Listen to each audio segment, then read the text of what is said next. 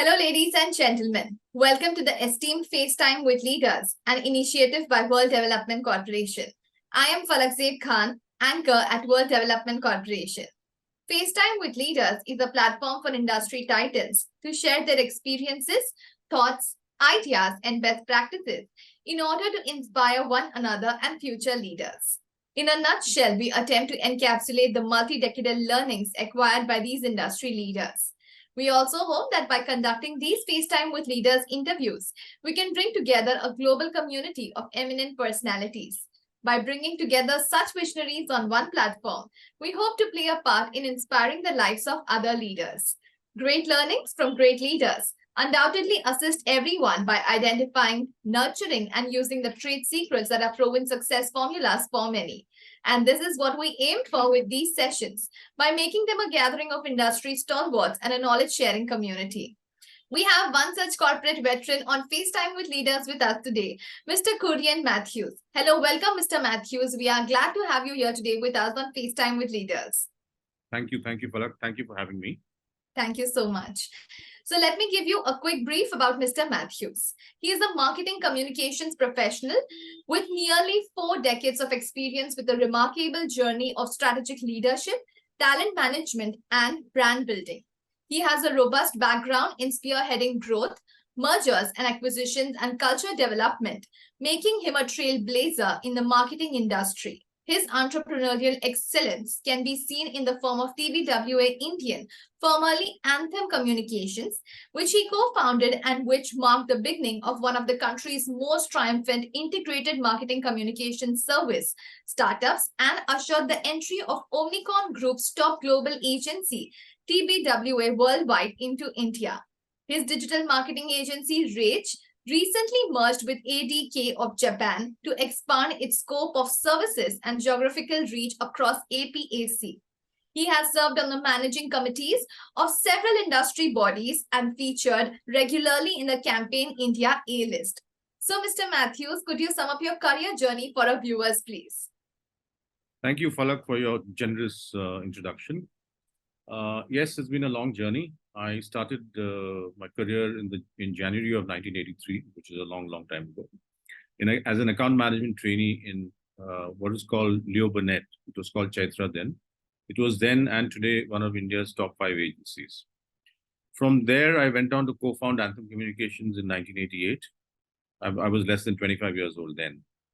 And Anthem acquired the famous Radius advertising. Radius was very famous for the Limca advertising of its time, Limca, and Amul chocolates and things like that. And that we did in 1994. In 1998, we sold 51% of Anthem to Omnicom Group, as you mentioned a short while ago. And we got in TBWA, which is one of the world's most creative agencies, into India. Very famous for its advertising for Absolute Vodka and Apple Computer, Nissan, and things like that. And then in 2008, we sold the balance 49% of three of us partners sold our balance 49%, and we exited that company. My next stop was Rage.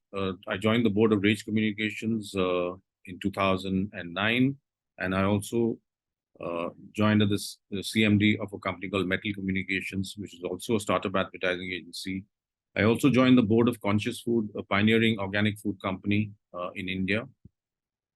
So along the way in this journey, I had the privilege of managing some of the world's biggest brands like Apple, Sony, Coca-Cola, Samsonite, Nivea, Yamaha, Electrolux, Platinum, to name a few global brands. And also some of the finest Indian brands like Fruity, Malabar Gold, Bajaj Allianz, Zandu, Policy Bazaar, among many others.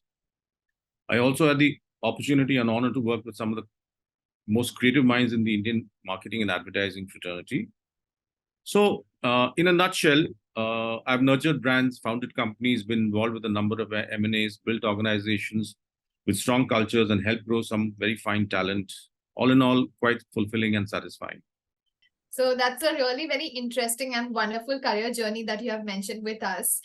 So I want to know, what are some of the most remarkable achievements you have had in your professional journey? I'd say that there are about 6 or 7 of them that I can recall from this long journey. I think being being chosen as the Indian partner for an iconic agency like TBWA is one very important milestone that marked my career.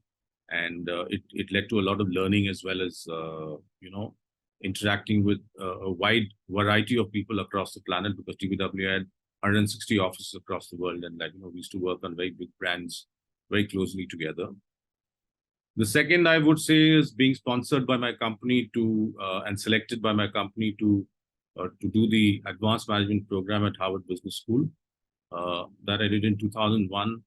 I was the youngest in my batch at that point in time, and it's a very prestigious course that is almost my invitation that they allow people in. The third was to find ADK as a partner for Rage very recently, because we had an American partner. Now finding a Japanese partner, it's a different culture, different organization, and different experience altogether. Then I would say co-authoring the book with Ivan Arthur, a book called Brands Under Fire, with Ivan Arthur, who was a creative genius of his time from JWT. That would be a significant highlight. Then serving on several industry bodies like the 3 Years of I and the Subhash Ghoshal Foundation has been a privilege and honor. And I would say lastly, in all these years, I managed to foster a number of very close and strong relationships with not just colleagues, but industry peers, as well as with clients. And that is, having strong human relationships is a very rewarding thing when you look back at your career. That's really very great. So I would like to ask, if you have to give one advice to our viewers for their growth, so what would you, what is the advice that you would like to give to our viewers? I'd say doing what you love and loving what you do. So, I was fortunate that, very early on in my career, I got to wear the advertising and marketing hat. And, I kind of really loved my job. I loved being in advertising. I loved all the pressures it offered. I loved the glamour side of it, all the shoots and the models and, all those things. So I would say that once you found something you passionately enjoy doing, you will end up giving it your best always. And I was fortunate that, I was able to do that. Second is in all the organizations that I've run, I've always tried to build an organization where people say that, when they get up in the morning, they say, I want to go to work today. Because for them, going to work is not drudgery. It is something that they enjoy doing. Right. I think if you manage to create an organization culture where most of the people get up in the morning and say, I want to go to work, I think all your problems that you face go away automatically, because people come there with enthusiasm to face the next day. Right. So I would say these are the two things that I will, as advice, if you could give that. That's Yes, true. So when we talk about ESG and corporate governance, so I want to know how and when did you develop an interest in ESG and corporate governance? So I've been interested in sustainability and the environment from a very early age. I think it came naturally, growing up in a small town with middle class upbringing, not wasting, conserving, were all part of our value system. As far as good governance is concerned, when we founded Metal, it was part of our founding values. We said that we will run this company with very good governance, and we will play by the book and all the rules, and we will not deviate from any of them. So much so to the extent of we even refused business at times because we didn't want to compromise on the value systems that we had in terms of good governance. And I think that really led to a lot of success because we had a very strong foundation of good governance. And finally, this was all very strongly reinforced when I went for the advanced management program to Harvard Business School in 2001. Even back then, the American education system and the American governance system is very strong. It is shows the way for the rest of the world of what good governance is. I'm not sure whether they do so much on sustainability, but certainly on good governance, they do a lot. And there was very strong emphasis in my course when I did it. So I came back with all these values reinforced. So as an ESG and Lastly, corporate, I'm also a very avid reader. So and I do a lot of reading on sustainability and governance and stuff like that. And that also has had its influence on my interest. And yes, that's there. And that's really very important. And that's really very great, I must say. So as an ESG and corporate governance expert, what values do you bring to the table? so I believe that as ESG and governance expert, we need to work to create a sustainable, inclusive, and responsible business environment that benefits not only companies but also society as a whole. So among the top values, there are many values. There would be if you want to enumerate all of them, I think there'll be about 20, 25 values that you need to have. But my top five would be ethics and integrity, stakeholder engagement, transparency, risk management, and innovation.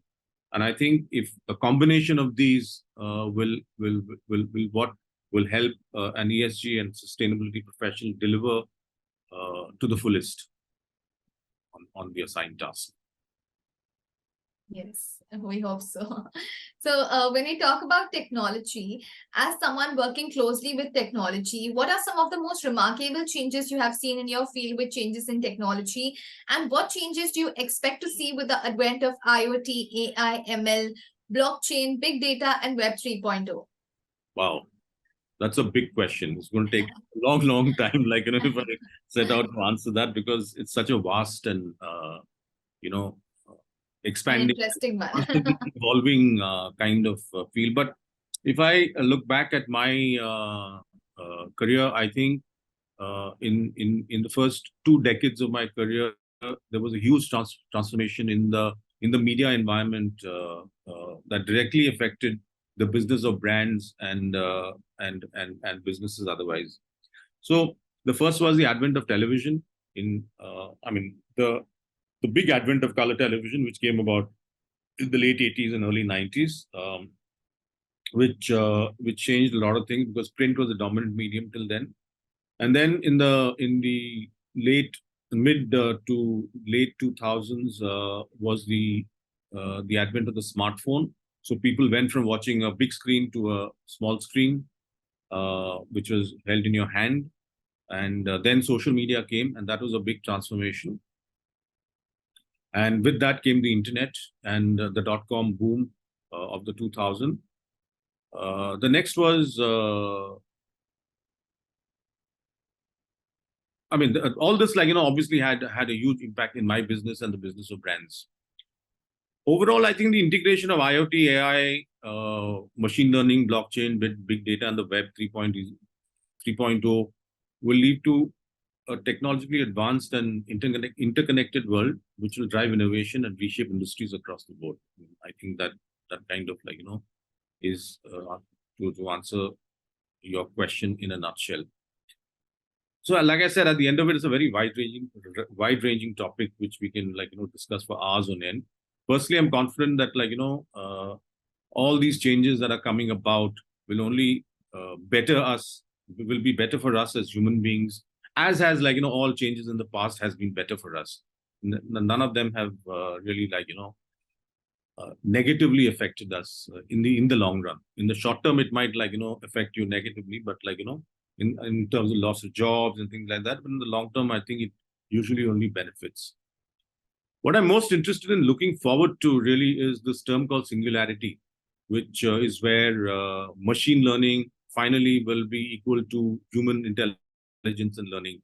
And that I believe is about 2-3 decades away. And it'll be very interesting to see how that evolves and how we respond to that evolution in terms of singularity. So that is what I would. Yes, that's talk there. about technology. Yes. So as you know, we are building a community of industry magnets. The move is meant for cross-pollination of knowledge and building a knowledge-sharing community of corporate giants and industry experts. So what are your thoughts about this initiative taken about by Mr. Zishan Pathan, Mr. Hemal Mehta, and the whole World Development Corporation team? I think the team led by Mr. Pathan and Mr. Mehta are doing a commendable job to fix a very big need gap. Creating a pool of learned and well-versed leaders to better society and in better society in general and corporate governance in particular. It will yield great results for the future, and we have much to thank them. Thank you for these really kind words. It was fantastic conversing with you, and I'm confident that your insights will inspire future leaders. Thank you so much for joining us today, Mr. Kurien Mathews. We wish you the best for your future endeavors. Moreover, trust that this initiative by Directors Institute unquestionably expanded the participants' understanding and enriched their minds. Thank you so much once again for sharing all your wonderful career journey with us, the different principles that you follow, and the advice also that you have given to all our viewers. I'm sure, everyone watching this, it is going to help them grow in their careers too. Thank you. Thank you very much. Thank you so much, sir. Bye.